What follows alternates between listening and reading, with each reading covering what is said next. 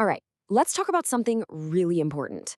I'm going to be your guide here, and together we are going to arm you with everything you need to spot and, more importantly, respond to those subtle mind games that can make a good job feel like a toxic trap.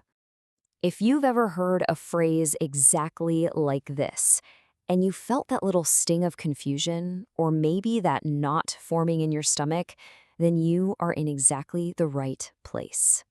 You know that foggy feeling you get? It's not an accident. It's almost always the result of some very calculated psychological tactics. Tactics designed to control you. So let's break down exactly what is going on here. Okay, so first things first, you have to understand the playbook they're using. We're going to break down the three most common and, frankly, most damaging tactics you're likely to face. We're talking about gaslighting, projection, and diversion. The whole goal of gaslighting is actually pretty simple. If they can make you feel like you can't trust your own mind, then you become dependent on their version of reality.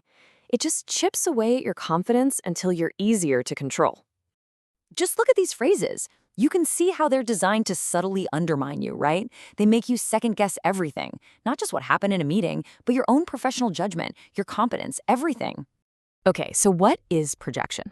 Well, it's pretty wild. Essentially, a manipulator will accuse you of the very thing they are guilty of.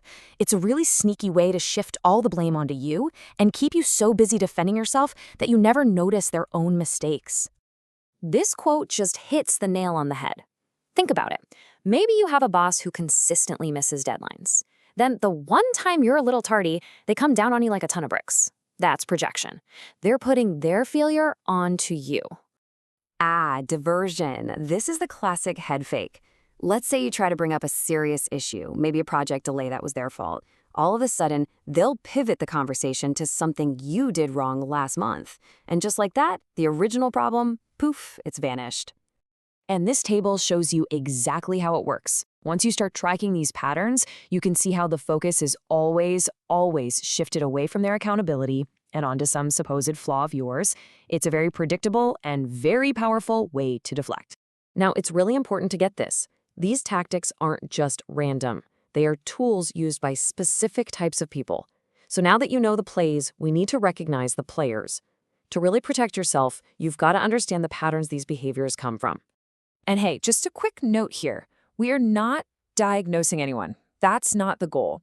But learning to recognize these 4 behavioral patterns is absolutely crucial for your protection. We're talking about narcissism, Machiavellianism, psychopathy, and sadism. The office narcissist? They only build connections if it helps them get ahead.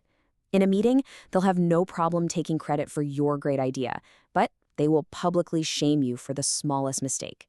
They just can't handle anyone disagreeing with them, and that creates this culture of fear all around them. Now, the Machiavellian is a master strategist. They might learn about a personal struggle you're having and seem supportive, but they're just filing that information away to use it against you later to get a promotion. They'll calmly and rationally hurt others if it means they get what they want. A psychopath in the workplace is so dangerous because their charm is like camouflage. It completely masks a total disregard for other people. They can make a reckless decision that costs the company a fortune, feel zero remorse, and then expertly pin the whole thing on a junior colleague. So what makes the sadist so toxic? It's that they create a painful environment simply because they get pleasure from it. There's no other goal. They might accidentally delete your presentation moments before a big meeting just to watch you panic. The stress they cause is the point. Okay, I know that was heavy, but understanding the tactics and the players, that's the first half of the battle. Now, let's build your defense plan. This is where you get your power back. You need to remember this, okay? You cannot control their behavior. You can't. But what you do have is absolute control over your own reactions. And that is where all your strength lies. A detailed record is your absolute best defense against gaslighting. When a manipulator says, "That never happened," you have the facts. This isn't about tattling.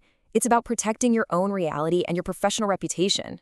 Think of the column on the right as your new script. When you refuse to get emotional and instead you set a firm professional boundary, you completely change the rules of their game. You take their power away because you're not playing anymore. You see, manipulators love to drain your willpower, your mental energy, until you finally just react out of emotion. Think of your willpower like a battery. They're trying to run it down. These daily habits right here, they keep your battery charged, and they keep you in control. All right, so this isn't just theory, it's about practice. I want you to think about one small, actionable step you can take this week. Just one thing. Because reclaiming your power at work, well, it starts today.